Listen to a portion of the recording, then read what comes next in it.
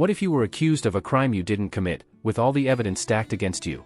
Imagine facing a relentless justice system where the truth seems to lurk in the shadows, and even those who should stand by you might be hiding secrets. In The Last Defense, we follow veteran public defender Rebecca Adams as she gets entangled in one of the most challenging cases of her career. Her young client, Jake Stevens, is on trial for the murder of his own brother over an inheritance dispute. The courtroom battle is not just about winning or losing, it's about uncovering a truth that could change everything. Rebecca Adams had always been the kind of lawyer who believed in the inherent goodness of people. A veteran public defender with over 2 decades of experience, she had seen the worst of humanity but somehow managed to maintain her faith in the justice system. When Jake Stevens, a 24-year-old accused of murdering his older brother, landed on her desk, she saw another chance to fight for the underdog. The case was a media sensation, with headlines screaming about a bloody feud over a multi-million-dollar inheritance. Jake insisted he was innocent, claiming the death was an accident, but the evidence suggested otherwise. Dylan Harris, the prosecutor assigned to the case, was not just any opponent. He was Rebecca's long-standing rival, a man known for his ruthless tactics and his knack for securing convictions. Their courtroom battles were legendary, but this time, it felt personal. There was something in Dylan's eyes that told Rebecca this case was more than just another notch on his belt. It was a grudge match. Rebecca met Jake in the stark interview room of the county jail, where the fluorescent lights cast a harsh glare on everything.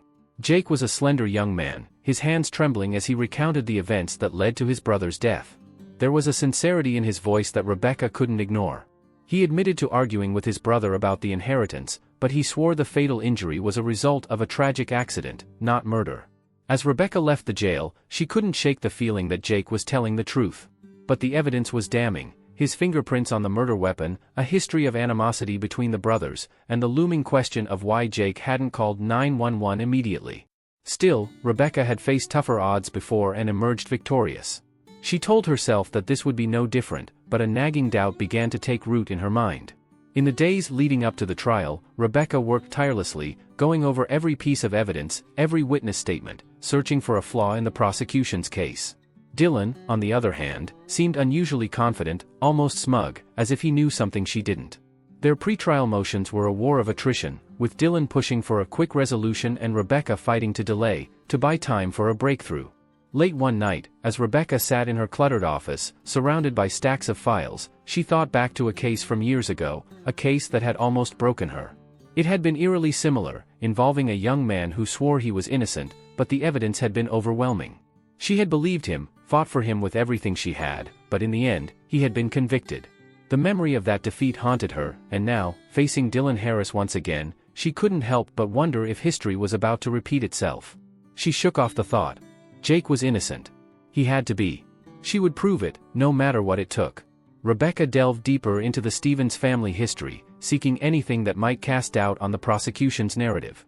She spent hours combing through financial records, old family photos, and even personal letters. Late one evening, as she pored over Jake's brother's bank statements, something caught her eye, an unusually large life insurance policy taken out just months before the brother's death. The beneficiary? Jake Stevens. Rebecca felt a cold shiver run down her spine. The discovery changed everything. If this information came out in court, it would devastate Jake's defense. She needed to understand the context. Why had Jake's brother taken out such a massive policy, and why on Jake's behalf? Was this a sign of brotherly trust or something more sinister? The next day, Rebecca met with Jake, who looked more exhausted than before. She confronted him with the insurance policy, hoping he would have an explanation that made sense. But Jake seemed genuinely confused, insisting he knew nothing about it. Rebecca believed him, but the revelation left her feeling uneasy. Why hadn't Jake mentioned this before? Determined to find answers, Rebecca began investigating other potential suspects. The more she dug, the more she realized how little she truly understood about the Stevens family dynamics. The brothers had a complicated relationship, marked by rivalry and jealousy, but there was also a third player in their twisted drama, their mother, Eleanor Stevens. Eleanor was a woman of considerable influence, known for her sharp business acumen and icy demeanor. She had kept a low profile since the murder, which Rebecca found odd. If one son had been murdered and the other was facing trial, wouldn't any mother be more involved? Rebecca decided to pay Eleanor a visit. She drove out to the family's sprawling estate, a cold, imposing mansion that felt more like a fortress than a home. Eleanor greeted her with a controlled politeness, but her eyes were steely. Rebecca sensed that Eleanor was hiding something, but despite her probing questions, she left the meeting with more questions than answers. Eleanor was as inscrutable as she was intimidating, and Rebecca couldn't shake the feeling that the matriarch knew more about the night of the murder than she was letting on. Meanwhile, Dylan Harris was unrelenting. He pressed for a quick trial, arguing that the evidence was clear and that justice needed to be served swiftly. Rebecca knew this was more than just professional zeal. Dylan wanted to crush her in court, to see her humiliated. He was relentless in his pursuit of Jake, and Rebecca began to wonder if there was something driving him beyond the usual desire for a conviction. As the trial date approached, the pressure on Rebecca mounted. Her team began to feel the strain as well, especially when they learned that Dylan had secured a new witness, a neighbor who claimed to have overheard the brothers arguing violently just before the murder. This testimony could be the final nail in Jake's coffin. Rebecca gathered her team late one night, laying out everything they had discovered. The insurance policy, the secretive mother, the aggressive prosecutor, all of it pointed to a case that was far more complex than it appeared on the surface. But time was running out, and the more Rebecca uncovered, the more she began to doubt her own instincts. She looked around the room at her exhausted team and knew they were counting on her to pull off a miracle. But as she stared at the evidence spread out before her, for the first time in her career, Rebecca felt the creeping fear that she might be defending a guilty man. As the trial approached, Rebecca couldn't shake the feeling that she was missing something crucial. Jake's silence about certain aspects of his past, especially in light of the new evidence, gnawed at her. Desperate for answers, she intensified her investigation, questioning everyone connected to the Stevens family. It wasn't long before Rebecca's persistence unearthed more disturbing details. A former associate of Jake's brother came forward, anonymously tipping her off about illegal activities the brothers had been involved in together. The source claimed that Jake and his brother had been laundering money for a local cartel, using their family's business as a front. The information was unverified, but it painted a far darker picture of Jake than Rebecca had been prepared for. That night, Rebecca confronted Jake again, pushing him harder than ever. "Jake, I need the truth. All of it," she said, her voice tinged with both frustration and desperation. "If there's something you haven't told me, now's the time. I can't defend you if I don't know everything." Jake, visibly shaken, hesitated before speaking.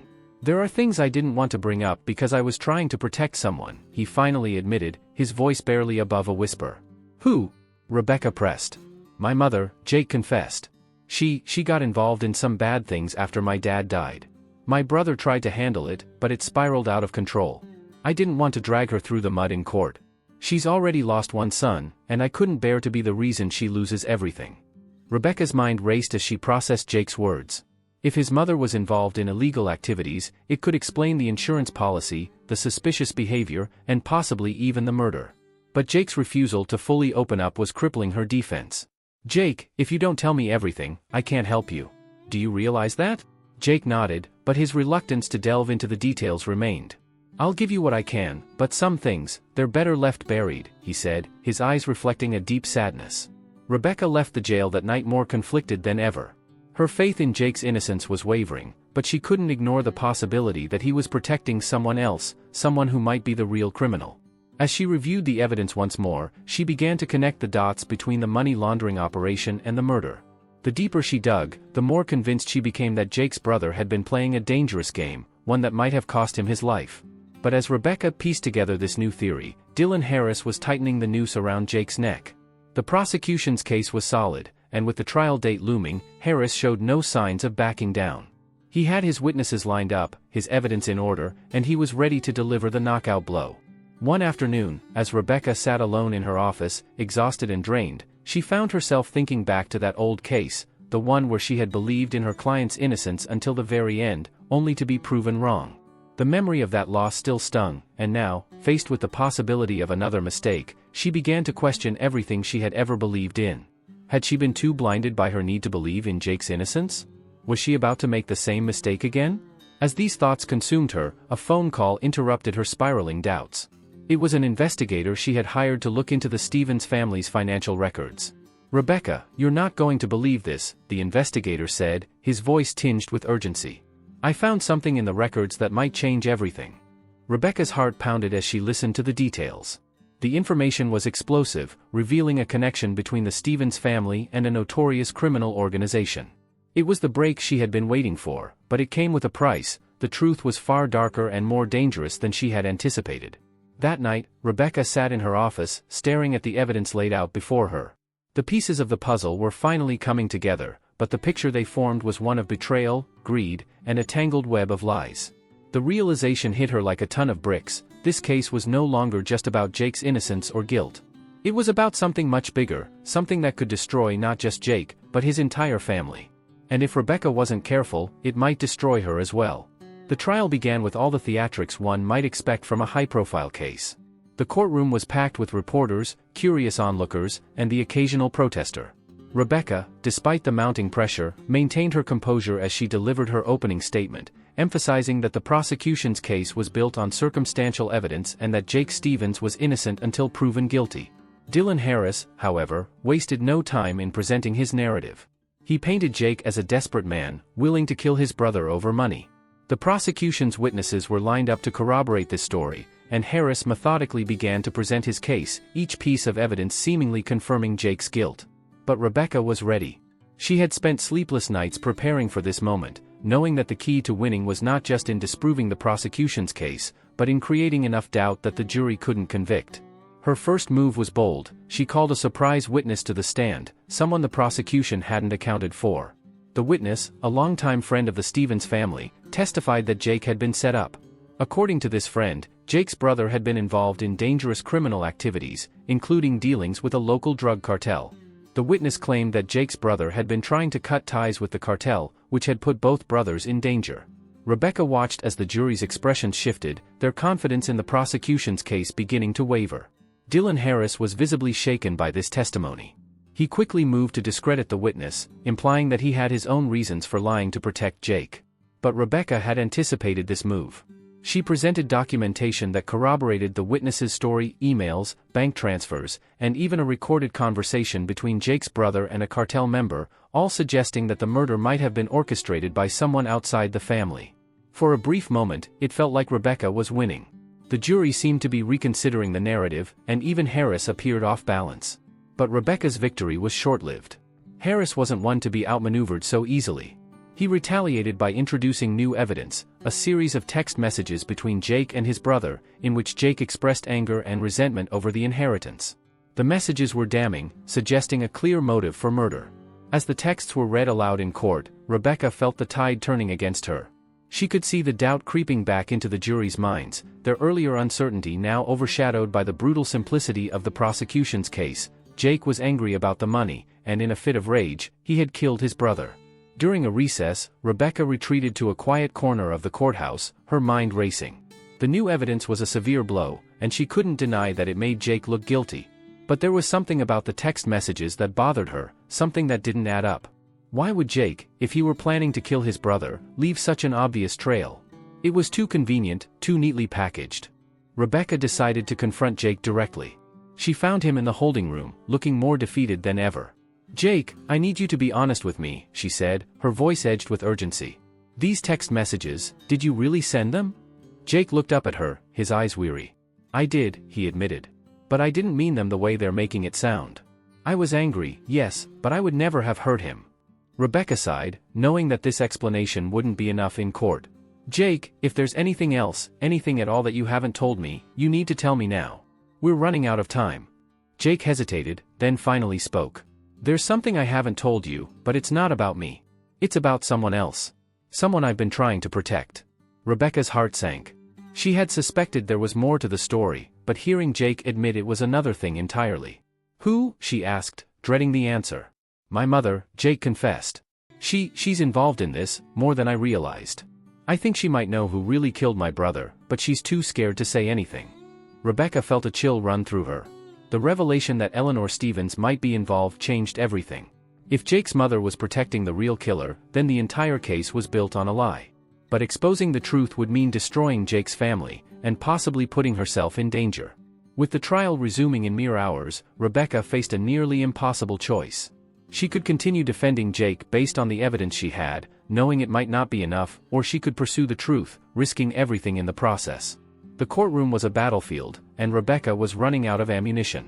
But as she prepared to re-enter the fray, she knew one thing for certain: whatever the outcome, this case would change her, and everyone involved, forever. As the trial entered its final days, the tension in the courtroom was palpable. Rebecca knew she was nearing the endgame, but the revelations about Jake's mother, Eleanor, weighed heavily on her mind. If Eleanor truly held the key to the case, Rebecca would have to decide whether to expose her, even if it meant destroying the Stevens family. On the morning of the closing arguments, Rebecca made a bold move. She filed a motion to call Eleanor Stevens as a witness, catching Dylan Harris off guard. Harris objected vehemently, arguing that Eleanor's testimony was irrelevant and only meant to confuse the jury. But the judge, sensing the potential gravity of the situation, allowed it. When Eleanor took the stand, the courtroom fell silent. She was poised, her demeanor icy as ever, but there was a flicker of fear in her eyes that Rebecca hadn't seen before. As Rebecca questioned her, Eleanor maintained her composure, denying any knowledge of criminal activity or involvement in her son's death. But Rebecca could see through the facade. Eleanor was hiding something. Rebecca decided to go for broke. "Mrs. Stevens, are you aware of any illegal activities that your sons might have been involved in? Specifically, activities that could have led to your older son's death?" Eleanor hesitated, her eyes flicking toward Jake, who sat hunched at the defense table. "I have no knowledge of such things," she said, her voice tight. But Rebecca pressed on, refusing to let up. "Mrs. Stevens, if you have any information that could help this court understand what really happened, now is the time to speak. Your son's life depends on it." Eleanor's mask began to crack. She looked down at her hands, her composure slipping away. I don't know what you're talking about," she stammered, but her voice lacked conviction. Rebecca leaned in, her tone softening. "Mrs. Stevens, I know you want to protect your family, but keeping silent could cost Jake his life. If there's anything at all, you need to tell us, please do it now." The courtroom held its breath as Eleanor's eyes filled with tears. She opened her mouth to speak, but before she could, Harris interrupted, loudly objecting to Rebecca's line of questioning. The judge, clearly conflicted, sustained the objection, and Rebecca was forced to step back, her last, desperate attempt to get the truth slipping through her fingers.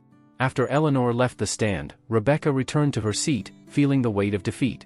The trial continued, with Harris delivering a blistering closing argument that painted Jake as a cold-blooded killer. Rebecca did her best to counter, focusing on the inconsistencies in the evidence and the possibility that someone else was responsible. But she knew it wasn't enough. Without Eleanor's confession, the jury had little reason to doubt the prosecution's case. When the jury retired to deliberate, Rebecca sat alone in the empty courtroom, grappling with her failure. Jake's fate was now out of her hands, and all she could do was wait. Hours later, the jury returned with their verdict.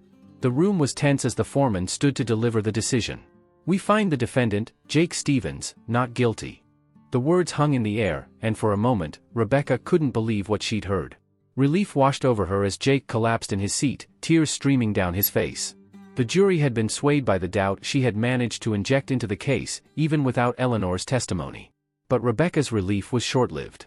She knew this wasn't a true victory. The truth had remained hidden, and the real culprit, whoever they were, was still out there. As the courtroom emptied, Rebecca approached Jake. He hugged her tightly, whispering his thanks, but Rebecca's mind was elsewhere. She watched as Eleanor, who had remained stone-faced throughout the verdict, quietly left the room. There was something unresolved between them, something that Rebecca couldn't ignore. That evening, Rebecca received a call from an unknown number. The voice on the other end was shaky, filled with emotion. It was Eleanor. "I need to speak with you," she said. "There's something you need to know, something I couldn't say in court." Rebecca agreed to meet, her heart pounding with anticipation and dread. As she drove to the secluded location Eleanor had chosen, she couldn't shake the feeling that this conversation would change everything. When she arrived, Eleanor was waiting, standing by the edge of a lake, her silhouette framed by the setting sun. Rebecca approached cautiously, her mind racing. Eleanor turned to face her, her eyes hollow. "You were right," she began, her voice barely above a whisper. "I've been protecting someone, but it wasn't Jake." Rebecca felt a chill run down her spine. "Who?" she asked, her voice trembling. "Myself," Eleanor admitted, tears finally breaking through her steely exterior. "I killed my son. I didn't mean to, but I did. And Jake, he's been protecting me this whole time." Rebecca stared at Eleanor, the shock hitting her like a tidal wave. The truth she had been chasing had finally caught up with her, but it wasn't the victory she had imagined. The case was over, but the cost of the truth was something neither she nor Jake could have ever anticipated. Rebecca stood frozen, the revelation echoing in her mind. The woman she had suspected of hiding something was now confessing to the crime that had nearly sent her son to prison. Eleanor's tears glistened in the fading light as she continued, her voice breaking with each word. "It was an accident," Eleanor whispered, her hands trembling. He was threatening to expose everything, the money laundering, the cartel connections. He said he didn't care about the consequences, that he was tired of living in fear. I tried to reason with him, to make him see what would happen to us if he went through with it, but he wouldn't listen. Rebecca listened, her heart pounding. So what happened? Eleanor took a deep breath, as if trying to summon the strength to relive the nightmare. We argued, and it got out of hand. I don't even remember grabbing the gun, it was his, he kept it in the study for protection. One minute we were shouting, and the next, he was on the floor, bleeding. I panicked. I didn't know what to do. Jake found us, and he told me to leave, to let him handle it. He promised he'd take care of everything. Rebecca's mind raced. This was the truth she had been seeking, but it was far worse than she had imagined. Jake took the blame to protect you, she said, more to herself than to Eleanor. He was willing to go to prison, even face the death penalty, to keep you safe. Eleanor nodded, tears streaming down her face. He's always been the strong one, always trying to hold the family together. Even after everything, after all I've done, he still wanted to protect me. But I can't let him suffer for my mistakes anymore. I'm ready to confess, Rebecca. I'll go to the police and tell them everything. Rebecca's thoughts were a whirlwind of emotions. On one hand, Eleanor's confession could exonerate Jake completely, but on the other, it would destroy what little remained of the Stevens family. Jake had sacrificed everything to shield his mother, and now that sacrifice was about to be in vain. Eleanor, if you confess, the media will tear you apart. Your entire life will be scrutinized, and Jake, he'll lose you too. Are you sure you're ready for that? Rebecca asked, her voice filled with both compassion and concern. Eleanor wiped her eyes, her expression resolute. I've lived with this guilt for too long, Rebecca. I can't hide anymore. I owe it to Jake, to my son. I owe it to myself. Rebecca nodded, realizing that Eleanor's mind was made up. There was no turning back now. But as much as she wanted to help Eleanor, a part of her feared the fallout. The trial was over, the verdict rendered, but the truth had a way of unraveling everything it touched. The next morning, Rebecca accompanied Eleanor to the police station. The confession was recorded, and the officers were stunned by the turn of events. They assured Eleanor that her case would be re-examined, and Jake's record cleared, but the process would take time. As they left the station, Rebecca could see the weight lifting from Eleanor's shoulders, but the pain in her eyes remained. What happens now? Eleanor asked, her voice hollow. Now, we wait, Rebecca replied. The system will take its course, but you've done the right thing. Whatever happens, Jake will know the truth, and that matters. Eleanor nodded, though the words seemed to offer little comfort. Thank you, Rebecca. For everything. Rebecca watched as Eleanor walked away, her figure shrinking into the distance. The victory in court felt hollow now, knowing what it had cost. Rebecca had uncovered the truth, but it had come at the expense of a family already on the brink of collapse. Later that evening, Rebecca met with Jake. His eyes were red from tears, and his face was pale. He had been informed of his mother's confession, and the news had left him reeling. She didn't have to do that, he said, his voice heavy with emotion. I would have taken the blame. I was ready to spend the rest of my life in prison for her. Rebecca placed a hand on his shoulder. She couldn't let you do that, Jake. She loves you too much to let you suffer for her mistakes. Jake shook his head, the weight of the situation bearing down on him. What now? What happens to her? Rebecca sighed, knowing the answer would bring little solace. She'll face trial, and given her confession, she'll likely serve time. But Jake, the important thing is that the truth is out. You're free now. You don't have to carry this burden anymore. Jake nodded, but his expression remained clouded with pain. I never wanted any of this, he whispered. I just wanted to protect her, to keep the family together. I know, Rebecca said softly. But sometimes, the truth is the only way to heal, even if it hurts. As they parted ways, Rebecca couldn't shake the feeling that the cost of this truth had been too high. She had fought for justice, but in the end, the victory felt more like a loss. The Stevens family was shattered, and the fallout of this case would haunt her for a long time to come. But for Rebecca, the most difficult question remained, was it worth it? The weeks following Eleanor's confession were a blur of legal proceedings, media scrutiny, and quiet heartbreak. The Stevens family name, once synonymous with wealth and respect, was now tarnished beyond repair. Eleanor's trial was swift, her confession leaving little room for defense. She was sentenced to a lengthy prison term, though the court acknowledged her deep remorse and the mitigating circumstances of her actions. Jake, who had been cleared of all charges, found himself free but adrift, his life irrevocably changed. Rebecca, meanwhile, tried to move on from the case, but it lingered in her mind, a constant reminder of the moral complexities of her profession. She had uncovered the truth, but it had come at a cost she hadn't anticipated. The victory in court was supposed to bring satisfaction, but instead, it left her with more questions than answers. One rainy afternoon, weeks after the trial, Rebecca found herself back at the lake where Eleanor had made her confession. The water was calm, the air thick with the scent of rain-soaked earth. She stared out at the horizon, the weight of the case still heavy on her shoulders. The sound of footsteps behind her broke the silence. She turned to see Jake approaching, his hands stuffed in his pockets, his face drawn and tired. "I figured I might find you here," he said, offering a weak smile. Rebecca nodded, turning back to the lake. "It's a good place to think," she replied, her voice soft. Jake stood beside her, the two of them gazing out at the water in silence. After a few moments, he spoke. "I don't know what to do now, Rebecca. My whole life was wrapped up in protecting my family, and now there's nothing left to protect." Rebecca sighed, understanding his pain all too well. "You have a chance to start over, Jake. It's not going to be easy, but you're free. You don't have to carry the weight of your family's secrets anymore." Jake shook his head, his expression conflicted. "But at what cost? My mother's in prison, my brother's dead, and I'm just lost." Rebecca reached out, placing a comforting hand on his arm. "You can find your way again, Jake. It might take time, but you'll figure it out. The important thing is that you have a chance to rebuild your life. Don't let this destroy you." Jake looked at her, his eyes filled with gratitude and sadness. "Thank you, Rebecca. For everything. You fought for me when I didn't even know how to fight for myself." Rebecca managed a small smile, though it didn't quite reach her eyes. "That's what I'm here for. But remember, you have to keep fighting too. Don't give up on yourself." Jake nodded, though it was clear he still had a long road ahead of him.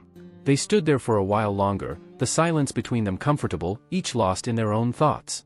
As the sun began to set, casting a golden glow over the lake, Jake finally spoke again. "What about you, Rebecca? What will you do now?" Rebecca took a deep breath, considering the question. "I'll keep doing what I do best, fighting for the truth, even when it's hard. But this case, it's changed me. I used to think that winning in court was the most important thing, but now I realize that the truth is more complicated than that. Sometimes, even when you win, you lose." Jake nodded, understanding her sentiment all too well. "I guess that's just the way life is sometimes." Rebecca glanced at him, a bittersweet smile on her lips. "Yeah. Life isn't always fair, but we do the best we can with the hand we're dealt." They stood there for a few moments more, watching as the last rays of sunlight faded from the sky. Then, without another word, they turned and walked back toward their cars, each carrying the scars of the past but knowing that they had to keep moving forward. As Rebecca drove away from the lake, she reflected on the journey that had brought her to this point. She had uncovered the truth, but it hadn't brought the peace she had hoped for. Instead, it had left her with a deeper understanding of the human condition, the flaws, the regrets, the desperate attempts to protect the ones we love, even at the cost of everything else. In the end, the case had forced Rebecca to confront her own beliefs about justice, truth, and the lengths to which people would go to protect those they cared about. It had left her questioning whether the pursuit of truth was always worth the cost, and whether winning in court was truly the same as winning in life. As she pulled into her driveway, Rebecca knew that she would carry the lessons of this case with her for the rest of her career. The scars might fade, but the memories would remain, shaping the way she approached every case from here on out. For now, she could only hope that the truth, painful as it was, had set Jake free. But as for herself, she knew that the cost of truth was something she would continue to grapple with, one case at a time. Now, I ask you, if you were in Jake's shoes, how far would you go to clear your name when everything is against you? And if you were Rebecca, what would you be willing to sacrifice to uncover the truth, knowing that it could shatter lives? Is the justice system truly fair, or does it force us to choose between truth and morality? If you were the protagonist in this story, what would your final choice be? How would you handle the weight of the consequences? Share your thoughts in the comments and tell me, what would be the ideal ending for this story? And don't forget to subscribe to the channel and turn on notifications to receive more legal thrillers filled with moral dilemmas and surprising twists.